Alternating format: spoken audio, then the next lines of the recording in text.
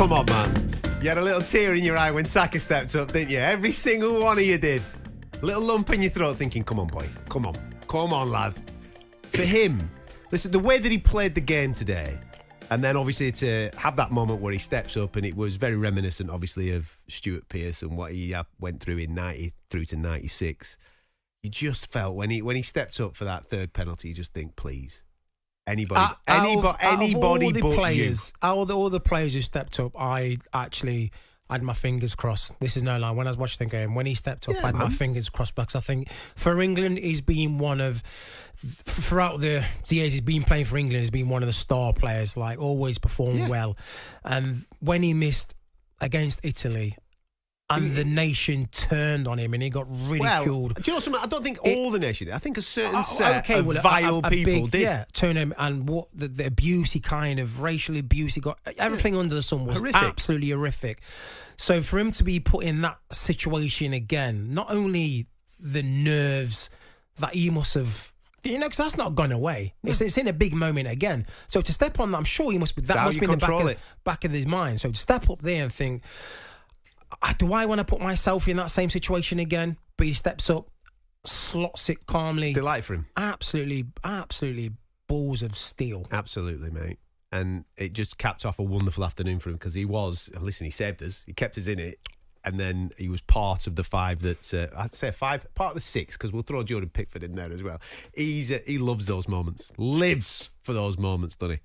That got England over the line and bounces us into Wednesday's semi-final with the Netherlands. Ben, how are you, mate? I'm good, mate. How are you? Yeah, man. Come on, what's not to be good about today? Yeah, we're in the semi-finals of the Euros. Mate, do you know what? It's unbelievable. What I would say is, just before I get to my point, first thing, James Norwood, Barnsley striker, he's posted on Twitter saying, "I hope England get knocked out at Euros." Do you know what, mate? He's just bitter because Sheffield Wednesday sent him home. Do you know what I mean? That's all it is.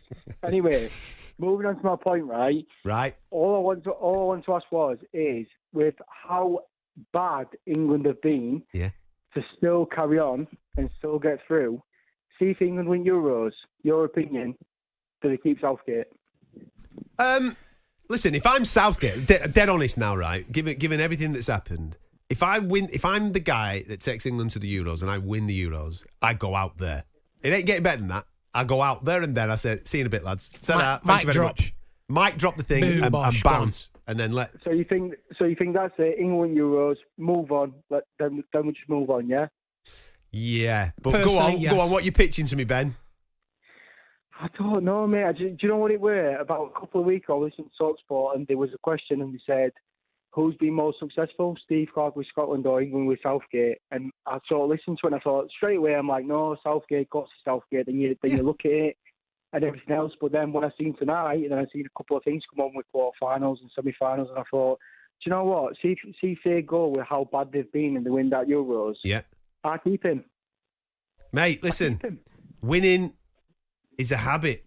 And it doesn't matter, like someone said 2 minutes ago, Ben, it doesn't matter how we're doing it. If we're winning... Would you be against, right? They win it. Yeah. And they go on, have a crack at World Cup. No. Why? If they win it. Because right. If they win it. Right. Because there has been a big, in this fortune, the draw, and also there's been a bit of fluke and luck going through, last minute scrapers. It's not being comfortable. And? World Cup. Yeah. We're not going to get this luck. No, whoa. We're not going to get this luck. Again, right? That's just like... And we're guessing again. If you win an international trophy with your nation, navigating the Euros against all these sides that are in this tournament, and you win it, you come out, you got the trophy, surely you have earned the right to say, do you want to go again? I'll be happy if we win the trophy, but I would say, I think, thank you for your services, Gareth. It came home. You brought it home. Now let's let someone else have a crack. I think that's, part ways on a win, and I think that's happy for everyone involved. Kyle, how are you, mate? You good? Yeah, I'm good, lads. How are you? Very well, man. Go on, what do you want to say? I'm still really concerned about us winning the Euros. I can't see it happening, I'll be honest. I think we're forgetting we were 30 seconds away from going out to Slovakia. No, we're not forgetting it, mate. We lived it. Go on. Today, we're forgetting we're, 10 minutes away from going out to Switzerland. And my point is, we've got the best players possibly in the world. We've probably got the best squad out of all the countries in the world. And Southgate, every time we go forward, we look so ineffective. And I know a lot of the blame's been put on Kane, and he does look poor, and I wonder whether it's a formation issue. I'm not sure, but I can't see us turning the Netherlands over the way they're playing. Why? What do you mean, why? We're not attacking them. We're not attacking teams. We can't score goals. When we went 1-0 down today, I'll be honest, Saka's goal came out of nowhere. I mean, look, I was more delighted than anybody that Saka scored, and obviously we went through. But can you really see us scoring more than one goal a game? Kyle, I personally, I don't think... No, I can't. But what I can see is we're going to turn over these top teams. Well, listen, he'll tell you because they'll be more expansive. They'll come and have a go. There'll be more gaps. And the way we've got through, we will continue to get through in that manner.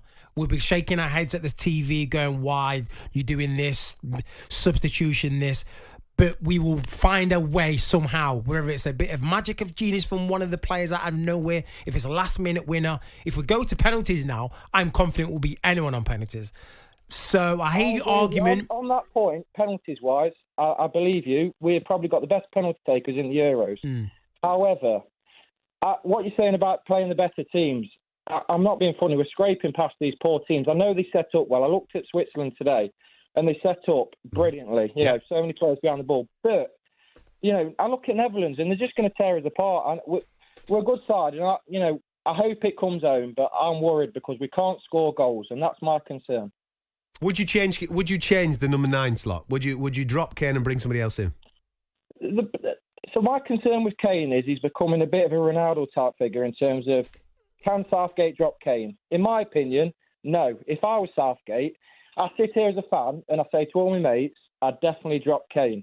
But if I was Southgate, no way would I have the bottle to drop the best number 9 in the world. It's a fair point. It's a fair point. And that's the predicament that Gareth Southgate's got. Because there might be, you can't be definitive about it, there might be a better option. But if it goes wrong, it's a big risk, isn't it? Yeah, but you can take him off after 60 minutes, 70 minutes. Absolutely. Because he's had an hour to showcase what he can do. If he's not doing anything in that hour, then you give some fresh legs and bring on a person who's going to make runs, who's going to do that dart in front of front post. Right, so let me give you that scenario. You're 100% right with what you're saying, right? But let me give you the scenario. England, or Gareth Southgate, does not make changes until it hits the fan, right? Until he needs to. Doesn't want to risk that. Doesn't want to be... So let's say England are 0-0 at 60 minutes and Kane's not... He's been absent in the game. He ain't changing it. Sixth game. He ain't changing it. And he's also not changing it if we're 1-0 down at 60 minutes and he ain't changing Kane because of who he is and what he can do. We need a goal there. Yeah. So he ain't taking him off. That's not happening. Well, let's settle for that then. Well, listen, it does. Sadly, it settles its own argument. I mean, most people would conclude yes, I would think, but it ain't going to happen. Harry Kane, if he is fit, will start on Wednesday night. But that's because of Gareth Southgate. If it was Didier Deschamps, so we're taking him off. If it's... I think we saw it. If it's Spain, they take off their top players. Lefante, for you, take off your Marlon and Nico Williams. They're two absolute world-class players already. He took both of them off.